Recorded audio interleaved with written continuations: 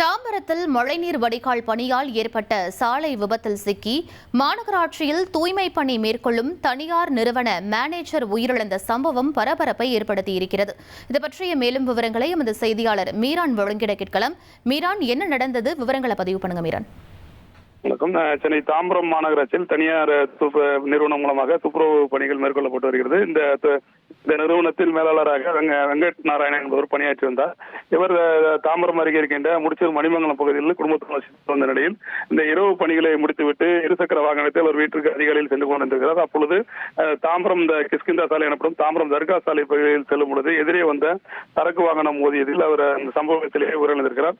இந்த சாலையானது மிக குறுகலாக இருப்பதன் காரணமாக இந்த விபத்து ஏற்பட்டிருக்கிறது. இந்த தாம்பரம் தர்கா சாலையை பொறுத்த வரைக்கும் கடந்த 1.5 ஆண்டுகளுக்கு மேலாக அந்த சாலையை அகலப்படுத்தும் பணிகள், மழைநீர் கால்வாய் அமைக்கும் பணிகள் நடைபெற்றது. திடீரென அந்த இடத்தில் பணிகள் நிறுத்தப்பட்டிருக்கு. பல இடங்களில் அந்த சாலையானது மேடு பள்ளமாக காட்சியளிக்கிறது. இந்த சாலை மழைநீர் வடிகாலுக்காக எடுத்த பள்ளங்கள், அந்த மணல் மேடுகள் அங்கங்கே குவிக்கப்பட்டிருக்கிறது. இதன் காரணமாக பல இடங்களில் சாலைகள் குறுகலாக இருப்பதன் காரணமாக கடுமையான ஒரு போக்குவரத்து நெரிசலும் தினமும் காலை மாலை நேரங்களில் ஏற்படுகிறது. அதிக அளவு விபத்துகள் இரவு நேரங்களில் ஏற்படுவதாக அப்பகுதி மக்கள் புகார் தெரிவித்திருக்கிறார்கள். விபத்தில் உயிரிழந்த இந்த தனியார் நிறுவன மேலாளர் உடலானது தாம்பரம் மாவட்ட அரசு மருத்துவமனைக்கு கொண்டு செல்லப்படுவது தொடர்பாக கூடுவாஞ்சேரி போக்குவரத்து புலனாய்வு பிரிவு போலீசார் விசாரணை நடத்தி வரும் நிலையில் இந்த சாலை பணிகளை முழுமையாக நெடுஞ்சாலைத்துறை செய்ய வேண்டும்.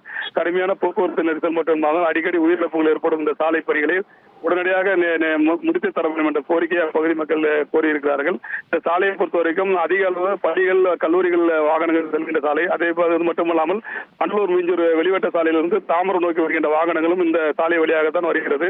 இந்த சாலையை அகலப்படுத்தும் பணிகளை தொடங்கிய நெடுஞ்சாலைத்துறையினர் அதை முறையாக செய்யாமல் பாதியிலே நிறுத்திவிட்டனர். இதனால் இந்த சாலை முழுவதும் பல இடங்களில் மேடு பள்ளங்களாக காட்சியளித்து விபத்துகள் மற்றும் போக்குவரத்து நெரிசல் ஏற்படுகிறது. உடனடியாக இந்த சாலையை சீரமைக்க வேண்டும் என்று அப்பகுதி மக்கள் கோரிக்கை விடுத்திருக்கிறார்கள். விவரங்களுக்கு நன்றி மீரான். இனி செல்லும் இடமெல்லாம் செய்தி. தந்தை டிவியின் வாட்ஸ்அப் சேனலை ஃபாலோ பண்ணினா செல்ல இருக்கும் இடமெல்லாம் செய்தி. இதோ QR கோட் இப்பவே ஸ்கேன் பண்ணுங்க, ஃபாலோ பண்ணுங்க.